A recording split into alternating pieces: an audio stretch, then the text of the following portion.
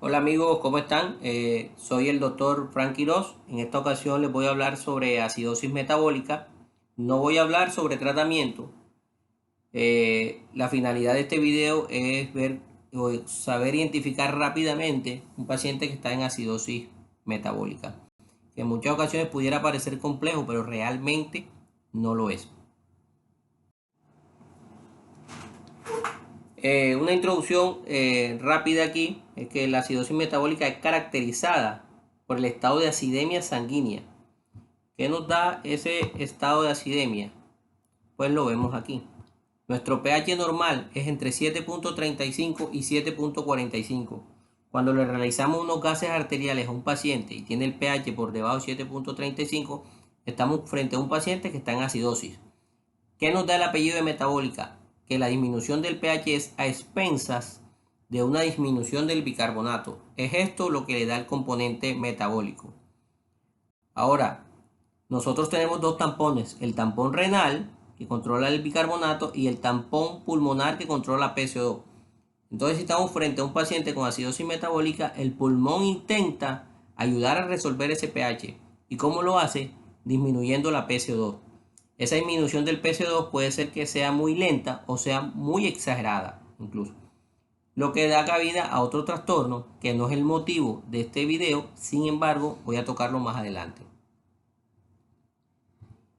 Entonces, básicamente, la acidosis metabólica se da por un exceso de ácido o una falta de base.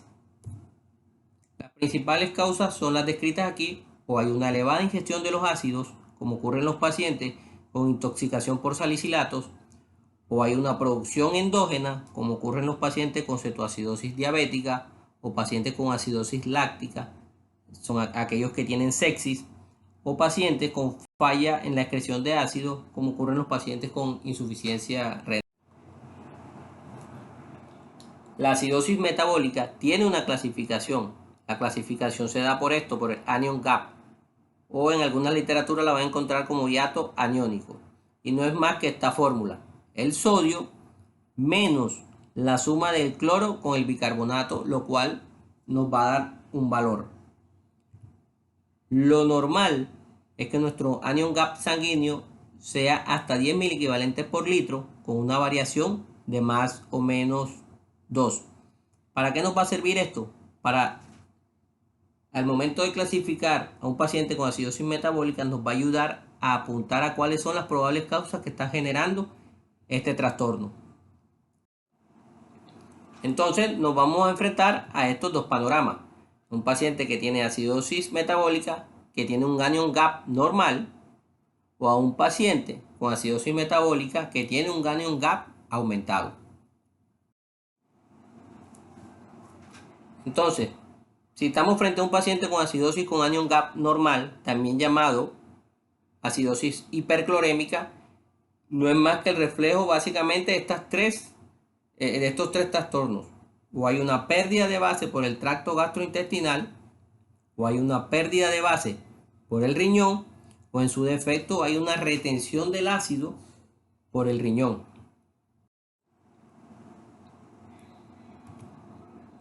Las principales causas de acidosis metabólica con anion gap normal son la diarrea, fístula intestinal, derivación ureteral, paciente en uso de colestiramina, paciente con ingestión de cloruro de calcio o cloruro de magnesio, acidosis tubular, pacientes en uso de diuréticos ahorradores de potasio o inhibidores de la anhidrasa carbónica, pacientes que vienen recuperándose de una cetoacidosis diabética, paciente con acidosis dilucional, como es en el caso de los pacientes que son hiperhidratados con cloruro de sodio, o pacientes en uso de nutrición parenteral. Ahora, si estamos frente a un paciente con acidosis con anion gap aumentado, básicamente lo que ocurre es esto: hay una producción de ácido aumentado o hay una falla en la excreción renal del ácido.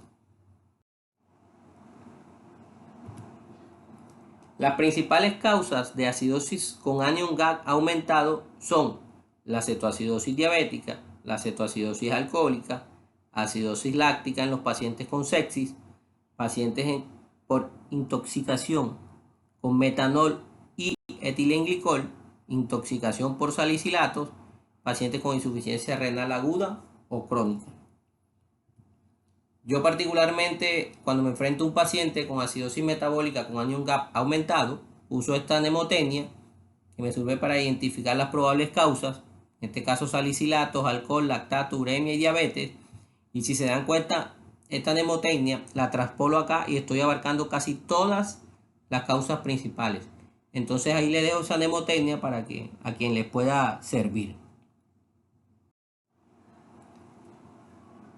Pudiéramos estar frente al caso de un paciente que no solo tiene una acidosis metabólica, sino que el disturbio es mixto.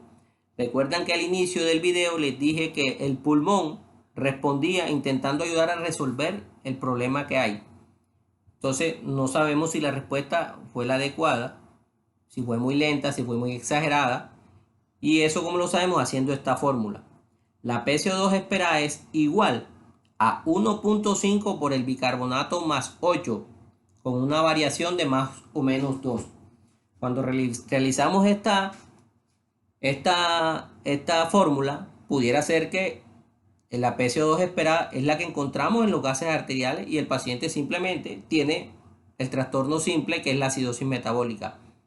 Pero pudiera también estar bajo estos otros dos escenarios, que son en el que la PCO2 que se midió en los gases arteriales es mayor que la PCO2 que se calculó. Entonces quiere decir que la respuesta no fue la adecuada, ¿no? Entonces en estos casos estamos frente a una acidosis mixta.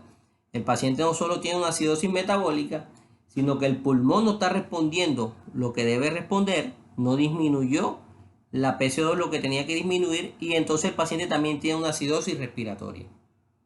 O pudiéramos estar bajo otro escenario en el que la PCO2 que medimos en los gases arteriales es mucho menor que la PCO2 que calculamos, lo que quiere decir que la respuesta fue exagerada. Entonces en este paciente no solo estamos frente a una acidosis metabólica, sino que además el paciente tiene una alcalosis respiratoria. Aunque para efectos prácticos lo que suele tratarse generalmente es el trastorno principal, que en este caso es la acidosis metabólica. La finalidad de este video no es hablar de tratamiento. Sin embargo, bueno, es importante decir en que en cuanto a la terapéutica, el objetivo principal es evitar los efectos deleterios de la condición que está causando el disturbio. Que no existe un consenso sobre la mejor respuesta entre el uso de bases y de fluidos, que incluso muchas veces es fundamental la experiencia del médico para el manejo clínico. Lo ideal no es la corrección completa del pH inicialmente, más sí el restablecimiento de un equilibrio adecuado. ¿Y cómo se consigue ese equilibrio? Tratando la enfermedad de base y optimizando los parámetros hemodinámicos en el paciente.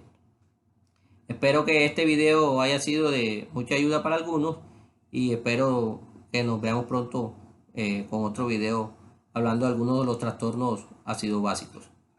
Muchas gracias.